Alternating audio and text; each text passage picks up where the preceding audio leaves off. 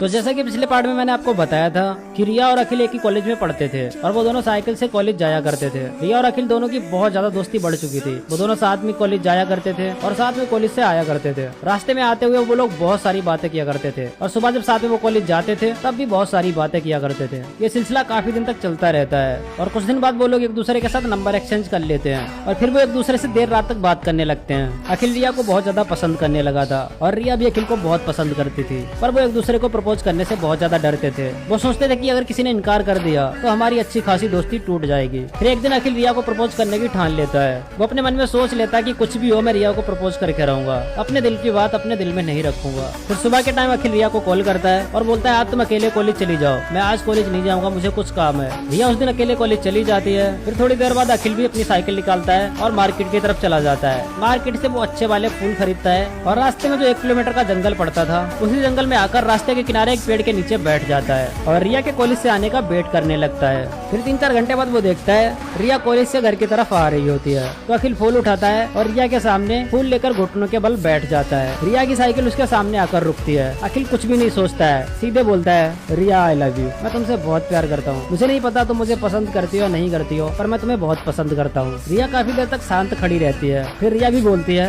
I love you अखिल, मैं भी तुम्हें बहुत ज्यादा पसंद करती हूँ। मुझे नहीं पता था तुम मुझे इस तरह से प्रपोज करोगे, इस तरह तुम्हारा प्रपोज करना मुझे बहुत अच्छा लगा, थैंक यू अखिल। और फिर वो दोनों एक दूसरे के गले से लिपट जाते हैं। लेकिन तब तक अखिल देखता है उस घने जंगल से एक टाइगर उनकी तरफ बहुत तेजी से बढ़ के आ रहा होता है। टाइगर एक जोरदार जंप करता है और वो रिया को पकड़ने ही वाला होता है, लेकिन अखिल रिया को साइड में धकेल देता है और टाइगर के जबड़े अपने हाथों से पकड़ लेता है। अखिल एक किसान का बेटा था और वो बहुत ज्यादा ताकतवर था, इसलिए वो टाइगर से लड़ने लगता है और वो चिल्ला चिल्ला कर कह रहा था कि रिया यहाँ से भाग जाओ वरना ये मेरे साथ साथ तुम्हें भी मार देगा। रिया बहुत ज्यादा रो रही थी और मदद के लिए बहुत ज्यादा चिल्ला रही थी, पर वहाँ पे उसकी मदद करने वाला कोई भी नहीं था। टाइगर ने अखिल को बहुत ज्यादा जख्मी कर दिया था। अखिल की बस आखिरी सांसें चल रही थी, फिर भी वो चिल्ला चिल्ला कर कह रहा था रिया प्लीज भाग जाओ, तुम्हें मेरे प्यार की कसम। लेकिन तब तक वहाँ पे वन विभाग वाले आ जाते हैं जो टाइगर को मारकर भगा देते हैं। लेकिन तब तक अखिल की हालत बहुत ज्यादा खराब हो चुकी थी, वो अपनी आखिरी सांसें ले रहा था। टाइगर के भागते हुए रिया अखिल से जाकर लिपट जाती है और वो अखिल से बोलती है तुम ठीक हो जाओगे, तुम्हें कुछ भी नहीं होगा, प्लीज हिम्मत मत हारना।